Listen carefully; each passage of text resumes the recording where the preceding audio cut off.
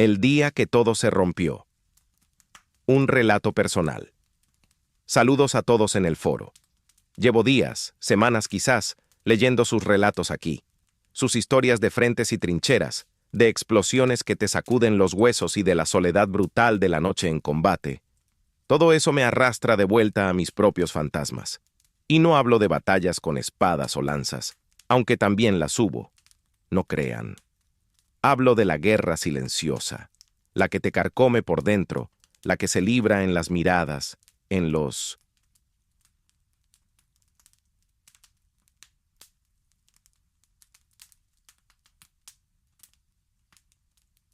silencios, en el aire denso de una casa donde la tensión se corta con un cuchillo.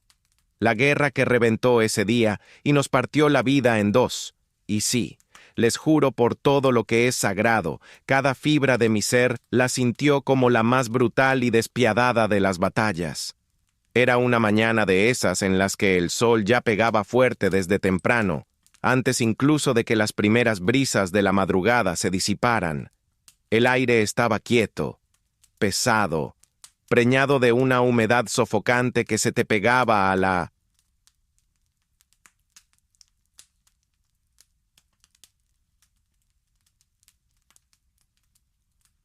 piel. Me costaba respirar, no solo por el calor. Había algo más, un presentimiento, una sensación áspera en la garganta, como si el mismo polvo del desierto se hubiera asentado allí. Trataba de engañarme, de pensar que era solo el calor o la preocupación normal por las ovejas, que siempre necesitaban mi atención. Estaba fuera, junto al redil, sintiendo el leve roce de la lana sucia en mis dedos, el balido monótono de los corderos. Pero la tensión no me dejaba. Nos carcomía a todos. Era como un nudo gordo y apretado en la boca del estómago que se había alojado ahí desde hacía meses, y no había manera de deshacerlo. Sabía que venía algo gordo. Lo sentía en el aire denso, en el silencio tenso que caía de golpe, cuando Agar oía a Sara toser al otro lado de la tienda, en las miradas furtivas de Sara hacia Ismael, cargadas de algo indescifrable que me helaba la sangre. Agar, pobre Agar, su figura delgada, sus ojos grandes y siempre un poco asustados. Ella solo hacía lo que le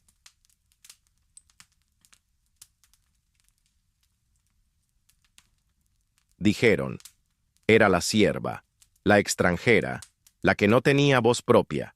Su vida era obedecer. Y cuando Sara, mi compañera de toda una vida me la trajo, con la cara bañada en lágrimas de desesperación, porque el vientre se le había secado y la promesa parecía desvanecerse en el horizonte. ¿Qué iba a hacer yo? Fue una decisión, nuestra, sí, nuestra, una locura, vista ahora. Pero ¿quién? Díganme quién en este mundo, después de tantos años de esperar una promesa, una palabra divina que se resistía a cumplirse, no se desespera? ¿Quién no se ahoga en la ansiedad de ver el tiempo pasar, los cabellos encanecer y la esperanza marchitarse como una flor bajo el sol?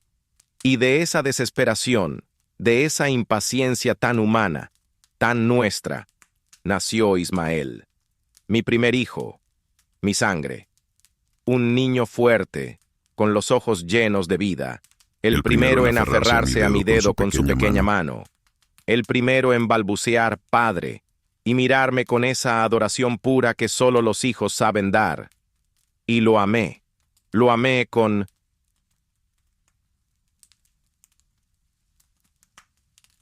un amor profundo, de esos que te desarman por completo. Él era la prueba tangible de que mi línea continuaba, de que la promesa, de alguna forma, seguía viva. Y entonces, años después, cuando ya nos habíamos hecho a la idea de que Ismael era el hijo de la promesa, el heredero de todo lo que habíamos soñado, de todas las estrellas que Dios me había mostrado, llegó Isaac. Un milagro. Sí, un verdadero portento. Sara, mi Sara, con sus 90 años riéndose. Pero no era una risa alegre y sin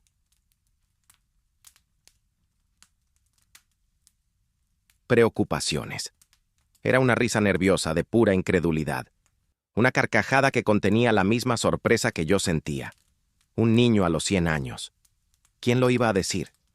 ¿Quién lo iba a creer? Pero ahí estaba, pequeño, rosado, frágil y al mismo tiempo poderoso.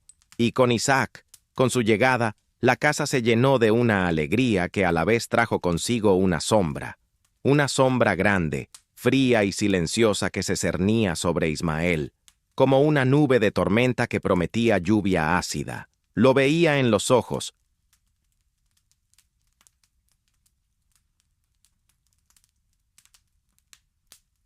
De Sara. Ella nunca lo disimuló del todo, por más que intentara.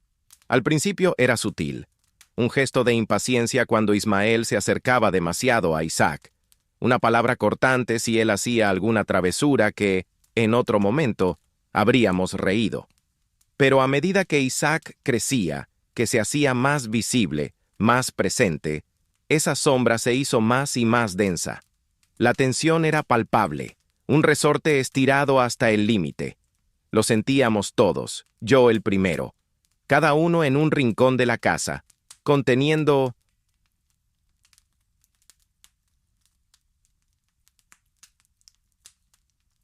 la respiración, esperando el momento en que ese resorte se rompiera y liberara toda la fuerza contenida. Y ese día, ese fatídico día, el resorte se rompió. Fue durante el destete de Isaac. Una fiesta, un día de celebración, se suponía. Había gente de otras tiendas, familiares lejanos, algunos vecinos, risas, voces. El olor dulce de la leche y el pan recién horneado flotaba en el aire. La casa llena de un aire festivo, sí, pero yo no podía relajarme. Mis ojos estaban pegados a Sara, a Ismael.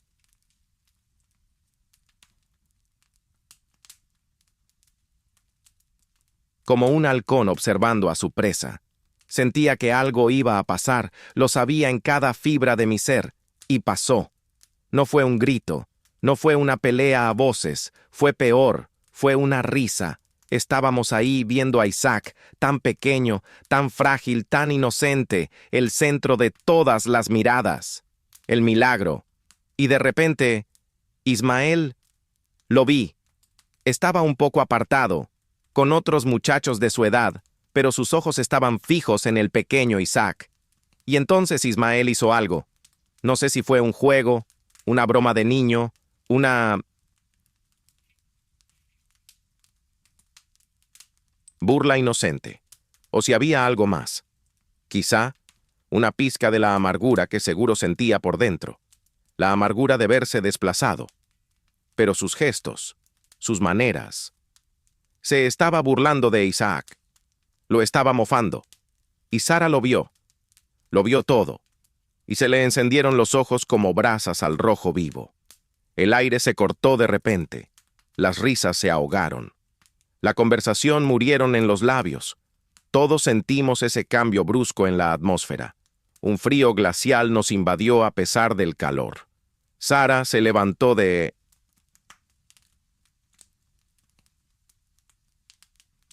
donde estaba sentada. No dijo una palabra al principio. Solo se irguió, rígida como un palo, y miró a Ismael, con esa mirada que perforaba. Luego, su mirada se clavó en mí. Sus ojos estaban inyectados de algo que nunca antes le había visto. Era ira, sí, una ira que le torcía el rostro, pero también algo más. Era una determinación fría, de hierro, que me heló hasta los huesos. No había vuelta atrás. Lo sabía. Y entonces habló. Su voz, normalmente suave, templada por los años, salió afilada como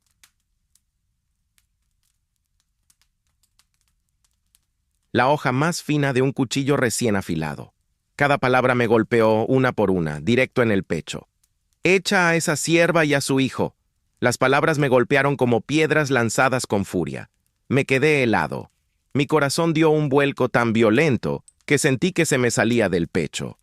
No podía creer lo que estaba escuchando. ¿Echar a Agar? ¿A Ismael? ¿Mi primogénito? ¿Mi sangre? El que había compartido conmigo tantos años de espera en el desierto. Tantas esperanzas. ¿Cómo podía Sara pedirme?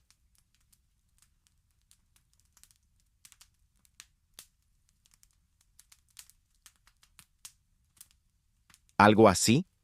¿Cómo podía ser tan cruel? Intenté hablar, balbucear algo, cualquier cosa.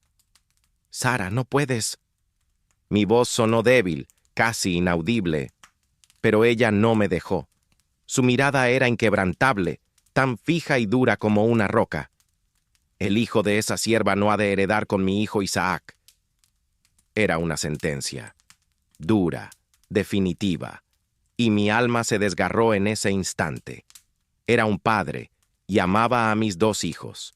Los amaba a ambos. ¿Cómo podía elegir? ¿Cómo podía arrancar un pedazo de mi propio ser, de mi propia carne, y lanzarlo al desierto, a la nada? La angustia me oprimió el pecho, me dejó sin aire, como si me hubieran golpeado con un mazo. Sentía un sudor frío y pegajoso que me corría por la espalda, a pesar del calor infernal. Quería gritar, defenderme, decir que no podía hacerlo, que era inhumano. Quería retroceder en el tiempo, a ese día en que Sara me trajo a Agar y cambiarlo todo. Pero Sara no se movió. Su rostro, marcado por la edad, por la espera y ahora por una furia implacable, era una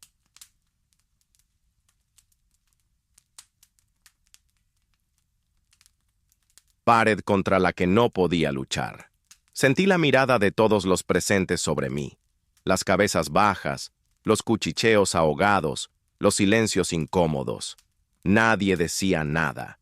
El silencio era ensordecedor, roto solo por mi propia respiración agitada y el latido desbocado de mi corazón. Me fui de allí. No podía más.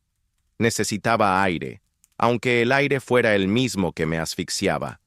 Necesitaba pensar, aunque mis pensamientos eran un torbellino caótico. Necesitaba gritarle a alguien, a algo, aunque no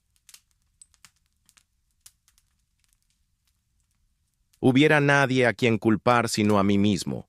Me fui al rincón más apartado de mi tienda, lejos de las miradas, lejos de Sara, de Isaac, de Ismael. Me senté en el suelo, la cabeza entre las manos, sintiendo el calor de mis palmas en mi frente. ¿Qué hacer? ¿Cómo podía hacer esto? ¿Y la promesa? ¿No era Ismael parte de esa promesa? ¿No había dicho él que de mí nacerían grandes naciones? Mis pensamientos daban vueltas y vueltas sin cesar, como buitres que giraban sobre una carroña, sobre mi propia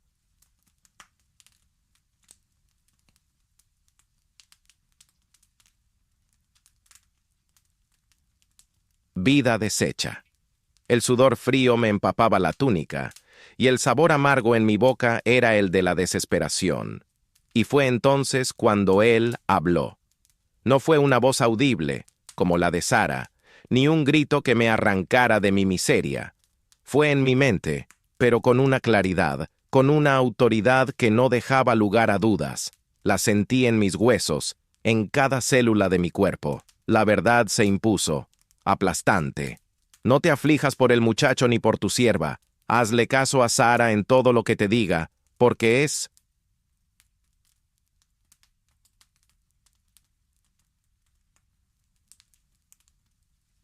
por medio de Isaac que tu descendencia será contada. La escuché, la sentí, esa voz que resonó en lo más profundo de mi ser. Y el corazón se me encogió aún más, si era posible. Era él, el Dios que me había llamado de Ur, el que me había prometido lo imposible.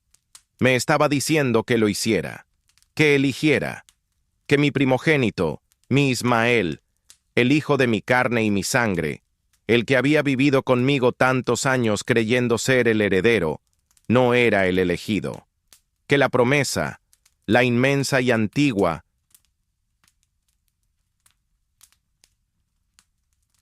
promesa que había guiado mi vida entera, pasaría por Isaac. Solo por Isaac. El peso de esas palabras fue como una losa de piedra. Aplastante. Mi cabeza no paraba de repetir la frase una y otra vez, por medio de Isaac. Todo lo que yo había querido, lo que había intentado forzar, lo que había creído entender por mi cuenta, se desmoronaba ante mis ojos, como una pared de adobe bajo un aguacero. Ismael, mi pobre Ismael. Las lágrimas me quemaron los ojos. No eran lágrimas de rabia, no. Eran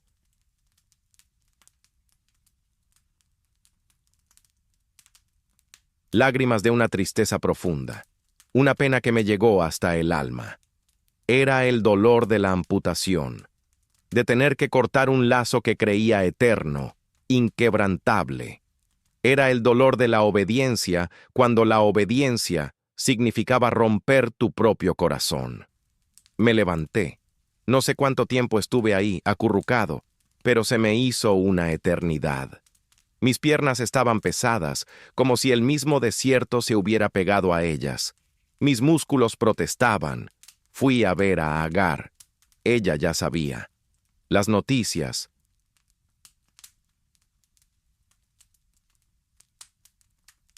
Vuelan en una casa, incluso las más crueles. La vi sentada en un rincón, con la cabeza gacha, Ismael a su lado, aferrado a su túnica. Sus ojos estaban hinchados, rojos, pero me miró con una dignidad que me partió el corazón en dos. Ella lo entendía. Entendía que la vida le estaba quitando lo poco que tenía, su único hijo, su razón de ser en esa tierra extraña. No pude decir mucho. Mi voz no salía. Le puse pan en una bolsa. Mis manos temblaban tanto que casi se me cae. Y un odre de agua. El agua.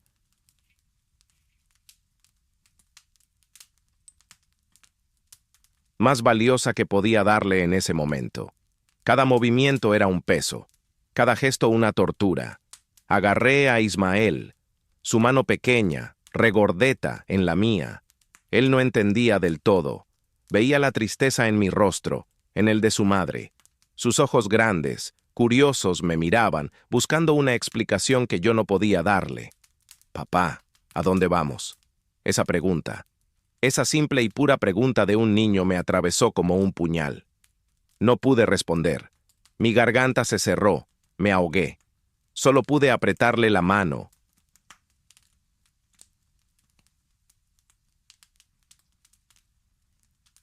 Con todas mis fuerzas y besar su cabeza, sintiendo su pelo suave contra mi mejilla áspera. Me aferré a ese momento, a la calidez de su pequeña mano, sabiendo que sería uno de los últimos. El olor a niño, a polvo y a inocencia que desprendía. Sara estaba en la puerta de la tienda, de pie, observando. Su rostro seguía siendo una máscara de determinación, pero vi un atisbo de dolor en sus ojos, fugaz, casi imperceptible. Era el costo de su decisión, el precio de su deseo de proteger a su propio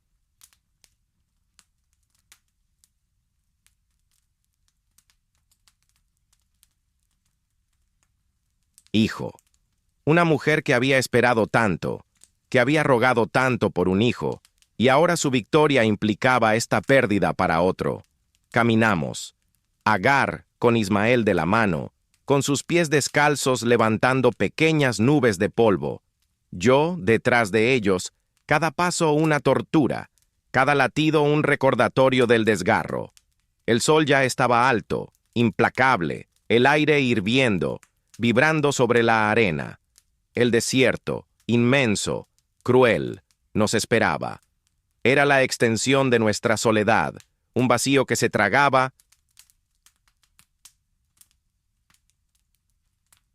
Las esperanzas. No hubo abrazos largos, no hubo despedidas dramáticas llenas de palabras. No en ese momento. Mi garganta estaba seca, mis ojos ardían, como si los granos de arena se hubieran metido en ellos. Los miré alejarse. La figura de Agar, encorvada, protegiendo a su hijo, con la bolsa de pan y el odre de agua como su única posesión, y la de Ismael, pequeño, tan pequeño, ignorante de la magnitud de lo que estaba sucediendo, caminando hacia un destino incierto que solo Dios conocía. Un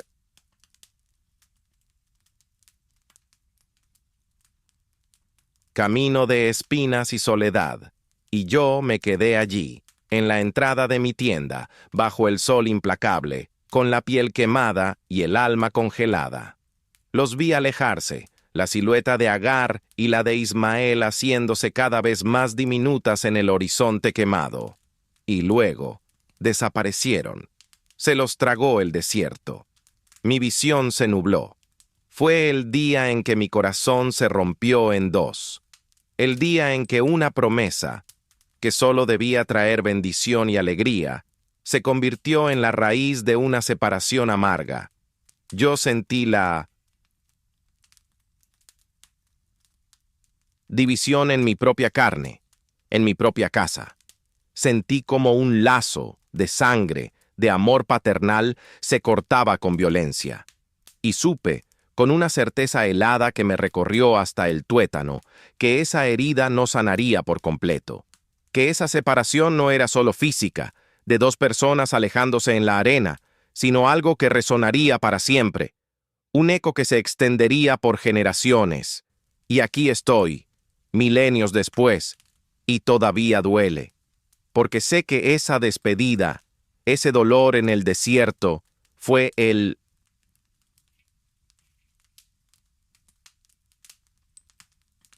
principio de algo que aún hoy se vive, algo que aún hoy explota y derrama sangre en esa misma tierra.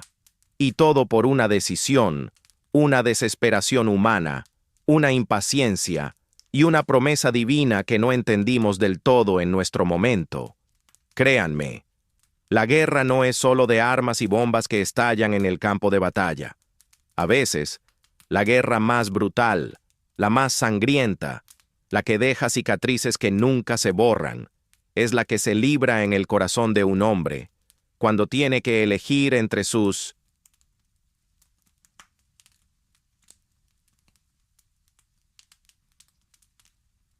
hijos, entre lo que ama y lo que Dios, con su inescrutable sabiduría, ha dispuesto. Y el eco de esa elección, de ese dolor, de esa división, sigue retumbando en cada piedra, en cada frontera de esa tierra.